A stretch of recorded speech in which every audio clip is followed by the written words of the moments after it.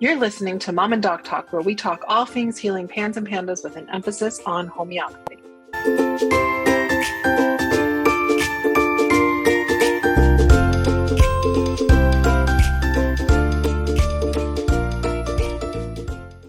Hi, I'm Jody the mom. And I'm Dr. Barr the doc, and this is Mom and Doc Talk, where we talk all things healing pans and pandas with a special emphasis on homeopathy.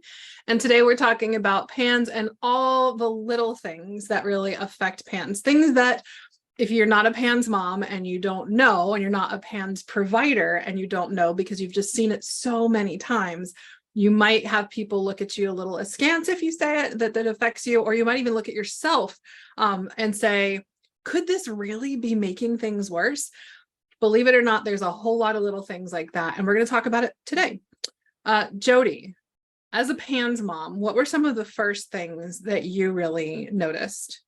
I think the biggest thing, aside from all of the big whoppers, the infections and mold and all those type things, the biggest one for us was full moons, surprisingly, and a very, very close second was chlorine. Literally anytime either one of those things would happen, all of the symptoms that Avery would have would just kind of go through the roof for a little while, and there was no avoiding it. It just kept, like, every month with a full moon it happened, and every time she went swimming it just came back over and over and over again. Yeah.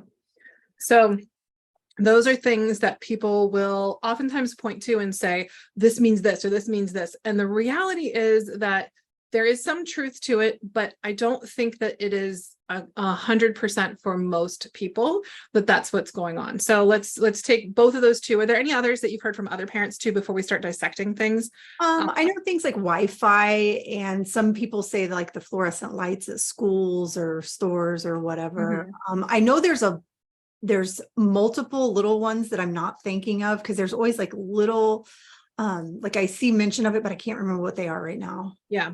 Well, maybe they'll come to you through the course of our conversation. And if they don't come to you, or if you're, once you're listening to this, if there's one that we missed, we would love to hear about the one that we missed. If you're in our Facebook group, just give us a comment about little things that we might have missed in this particular conversation. And if you're not a member of our Facebook group, you should become one. There's a link in the show notes to access that. It's Homeopathy for Pans and Pandas if you want to go search right now and not have to leave.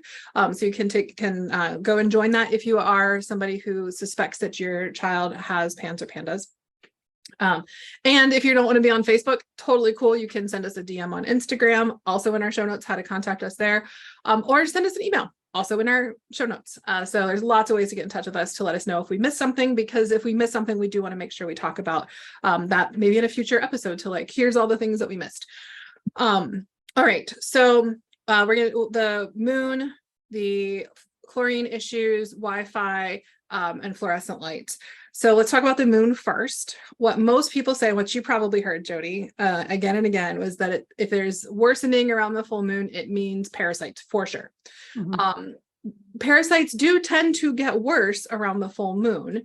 That does not necessarily mean that you have parasites. And it also doesn't necessarily mean that the parasites are the exclusive cause of the worsening around the full moon. There's somebody I saw in our Facebook group one time who has some medical education, had commented about whether it could even be about just like fluid changes and like different pulls on like how the shifting of the moon affects the shifting of tides, and it affects a lot of women and their menstrual cycles and babies being born more predominantly on the full moon, that there are things that are because of the way that fluid shifts around in the body as a result of the moon cycle, that could be just as much important for kids with pans versus it being necessarily parasites. So my biggest thing with this is to not automatically assume, oh, it's worse around the moon, it means parasites, now let's do a parasite cleanse. Because one of the things that we see happen so frequently is that people, especially if you are just reading things from like community forums or whatever posts that you see someplace and say, oh, my kid is worse around the full moon, that means they must have parasites, so I'm just going to try this herb or try this whatever parasite cleanse. It's not necessarily going to be effective or helpful. It's going to cost you a lot of money. Your kid's probably going to fight with you about it, could make things actually get worse, could create more complex state for your kiddo. And you could kill off a whole lot of really beneficial things that, you know, we actually even use some of these, just like we once upon a time thought all bugs were bad, and we wanted to use antibiotics to just kill, get rid of everything. And then we said, oh, oops. We accidentally killed off a whole bunch of really good guys too that are really important for our overall health. And so now we're dealing with all this gut dysbiosis and leaky gut and things like that associated with having destroyed so much of our healthy gut flora by trying to get rid of anything that was potentially bad. We're doing the same thing with parasite cleanses and with antifungals right now too, honestly. And so my concern is that we're just going to end up having to go through this round that we see with people, antibiotics, probiotics, and then find out, oh, the probiotics actually don't help that much anyway. We can talk about that on a completely different episode if we want to. But get in this back and forth, antibiotics, probiotics. What do we do to restore a healthy flora? Like we're going to get in that with parasites, and we're going to do anti-parasitics and then helminth therapy, and then anti-parasitics and helminth therapy, and find out all the ways that we can get the good guys to come back. So ultimately, I am not a fan of parasite cleanses or the parasite theory. What is your stance on this as a mom, Jody, having been through it? Well, I had one stance and then you changed my mind. I remember at one point you told me that that exact thing. You're like, you don't want to kill off all of the parasites. And I think parasites, for some reason, is one of those things where we as moms immediately want to do something. Like, I see pinworms, like I am sprinting somewhere to get something and do something. It's very hard to, it was hard for me to trust that homeopathy was going to help take care of it, but then also at the same time, fix the reason why the overgrowth is happening or why the pinworms keep coming back over and over again. So you told me at one point, you're like, same thing, like, don't kill them all off, because there's parasites serve a good purpose in the body. And I'm like, oh yeah, no, she's wrong. She's got to be wrong. I can't even count how many times I have thought, oh my gosh, no, she's wrong. And of course you end up being right. And now both of my girls, because both of them had problems with pinworms, and I'm sure other stuff I just didn't know about. But we have gotten to a place where we have not had parasite issues for many, many years now. And, that can be attributed to their immune system maintaining that healthy balance and having the parasites that they need to have, but not having the overgrowth that comes with an immune system that's working poorly. So I'm right there with you now. Yeah, but it took a while to get there. Yeah. So ultimately, the reality is that when you have worms or parasites that are verified by lab testing, not just by symptoms that you think are presenting that suggest that there's a parasite there, but verifiable from lab testing or from you seeing them, and for sure knowing that they are definitely parasites, because there's sometimes that people will, you'll see things in your stool that end up being like vegetable fibers or mucus or things like that can look scary, but is really not a parasite, and it's really benign. So when there is actual true parasites, that's part of the challenge, homeopathy can still help. So homeopathy can help stimulate the body to heal in a way that it will fight off the parasites itself. And it works on that level of susceptibility that Jody, you just mentioned, that like no matter what you did, they kept coming back and kept coming back until you stopped trying to treat them so aggressively and allowed homeopathy to do its thing. And we included that as part of the totality of symptoms, the big picture of everything that was going on. And we saw that improve. Yep. So full moon is not necessarily just about parasites. It could be about lots of other things like we talked about. We don't necessarily know exactly what the full moon worsening is about. Just wanted to make sure we validate that even if it's not about parasites, or even if it is or is not about parasites, if there is a worsening around the full moon, one, you're not crazy. There's a whole lot of parents who are experiencing that too. I will always know what phase of the moon we're in now, because parents will make sure to tell me what phase of the moon we're in. So you're not crazy. And two, it won't be this way forever, especially if you're using homeopathy, because homeopathy reduces that susceptibility to whatever it is for that particular timing, to create the specific symptoms that your kiddo is experiencing, or that you are experiencing as well, because you might also be affected by it. Yeah, I think at the same time, sorry, I have one more thing. At the same time, because I'm that person that thinks homeopathy is going to literally fix everything and make my kids like completely like this all of the time. My kids still, not in a PANS way, but they're a little kooky on full moons. This is like you said earlier, it's a human thing. And from being a farmer bartender back in the day, I can very much verify that humans, and especially humans that are drinking alcohol, are strongly affected by the moon. And I think all kids are a little kooky, or can be a little kooky. So it's a normal human thing too. Yeah. So. And it can be different for different people, how much they're affected by it based off of their level of sensitivity, which is kind of really what we're going to be talking about for all of this, because the more highly sensitive a person is, the more they're going to be affected by all of the things that we're talking about today. So another little thing is the chlorine. And so if you have noticed that every time you take your kiddo swimming in a chlorinated pool, that things go a little bit kooky, you're not alone. And it's probably not just about the environment itself, it's probably about the chlorine. So chlorine does have some neurotoxicity associated with it, which is obviously not great for kids who are dealing with a lot of issues with their nervous system not functioning appropriately.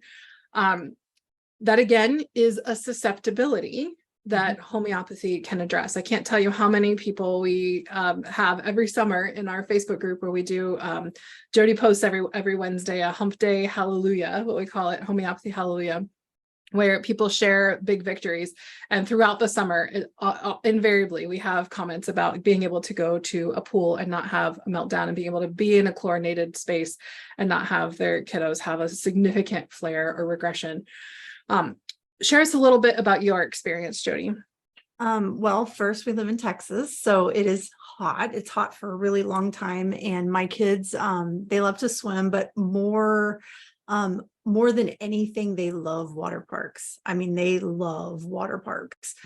And during our PANS time, it just felt really awful because it felt like we weren't ever going to be, and we did stop for a while. Like we would go to like little outings where they would swim and everything would go crazy every single time. We eventually just stopped the water park outings, and it was just sad because that was something that brings my kids so much joy.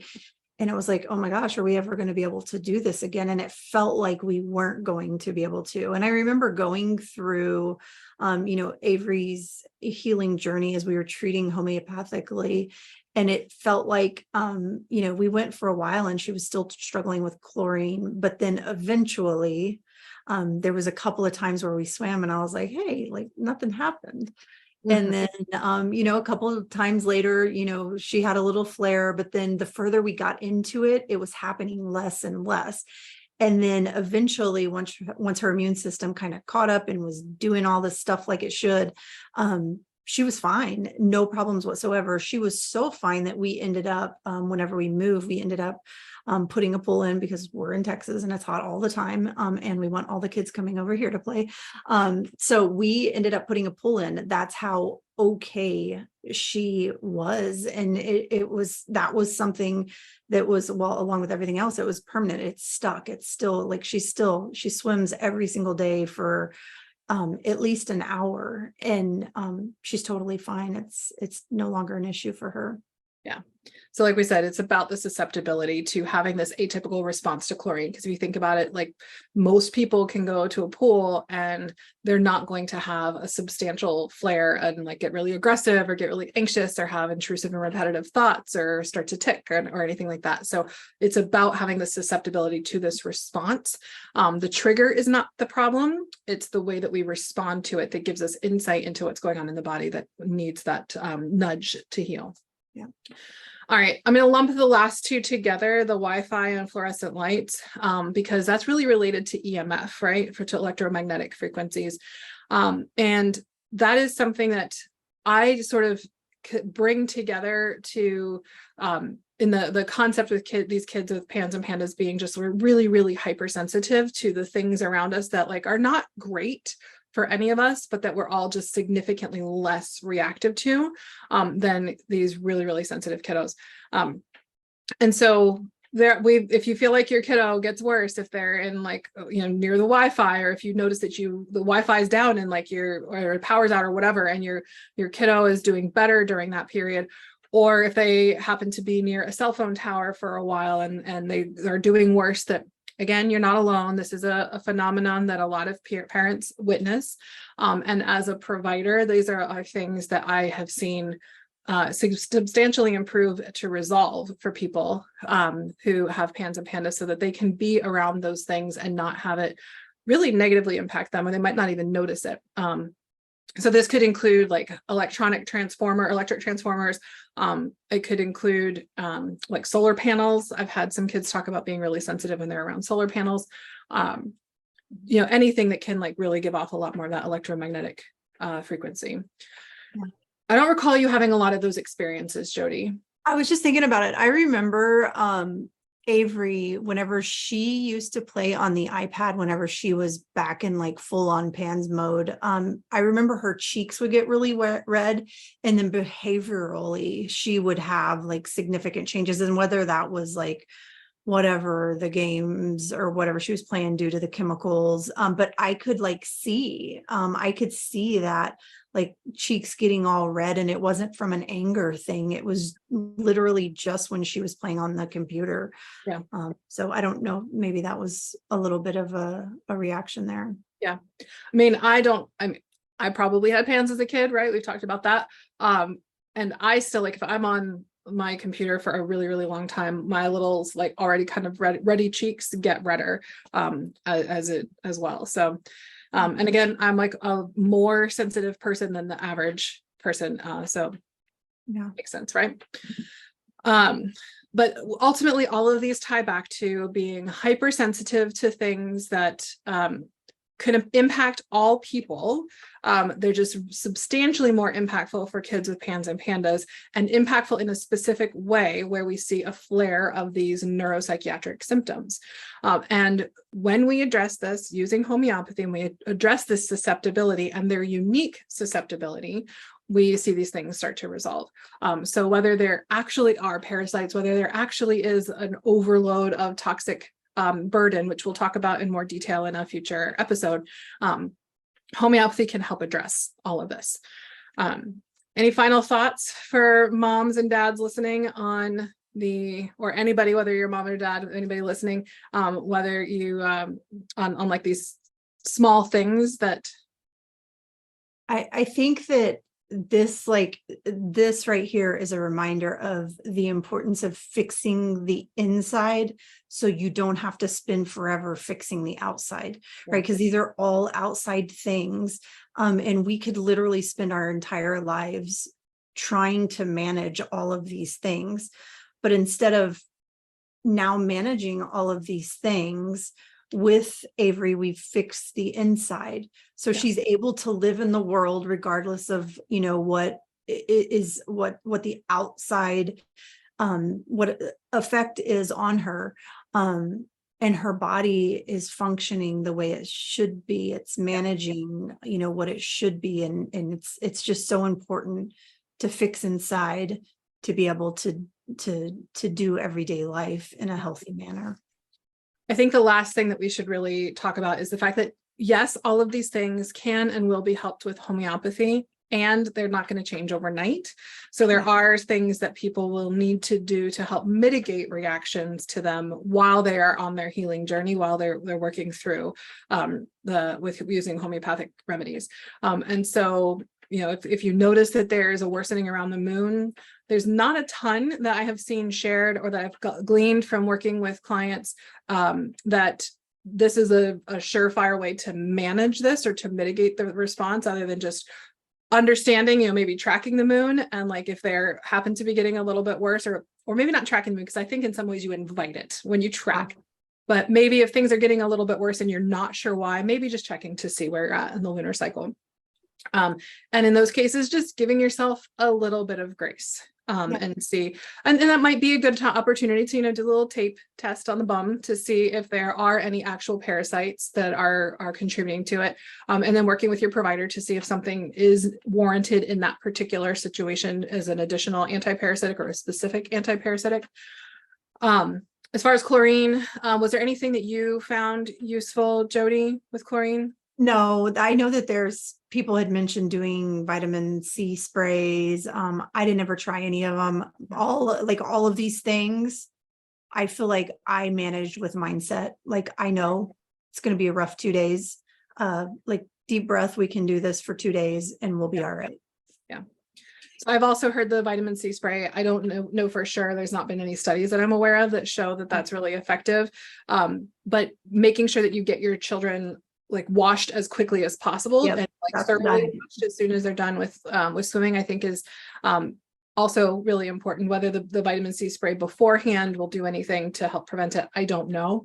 But we're getting them really well washed afterwards. And then, like you said, with mindset, is this family activity and the fun we can have doing this, is it worth it? Does it outweigh the worsening that we're going to have? And can we both shift our mindset and even make plans so that, like, if you know that your kiddo is going to be worse after swimming, that you just schedule a day or two that's our easy days and like recovery days afterwards, if there's going to be like a big pool party.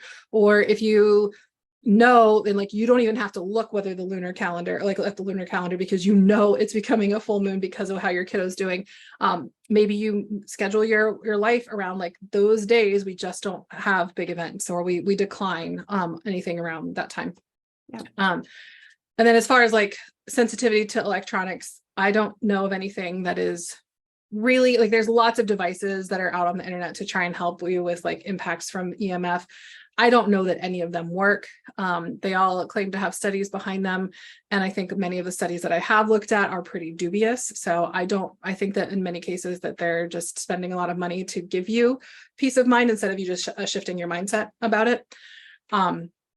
But I could be wrong. And I'd be happy to be wrong about that. But I don't know of anything other than, turning off the Wi-Fi in your home when you're not using it, and doing the best that you can. I mean, there's not much you can do to avoid fluorescent lights if you're going out. There's not much you can do to avoid cell phone towers or things like that. So aside from like moving to live completely off the grid, which is just not realistic for most people, that's a matter of figuring out what you can to keep your home as safe as possible so that you're only really dealing with things when you're outside of your home. Yeah. All right. So until next time, we will look forward to talking to you guys then. In our next episode, we're going to be talking about PANS and COVID. Talk to you then, guys. Bye, guys. We hope you found this episode helpful, hopeful, and inspiring. We try to get a new episode out every week. You can make sure you don't miss any by following us on Spotify or subscribing to our channel on YouTube. If you want to connect with us more, join our Facebook group, Homeopathy for Pans and Pandas, where we have exclusive weekly videos and answer your questions about, you guessed it, homeopathy for pans and pandas throughout the week. If you are already a member, give us a shout out and let us know what you thought about this episode. If you aren't on Facebook and would like to reach us, you can email us at podcast@resiliencenaturopathic.com. Until next time, take care and remember, this won't be forever.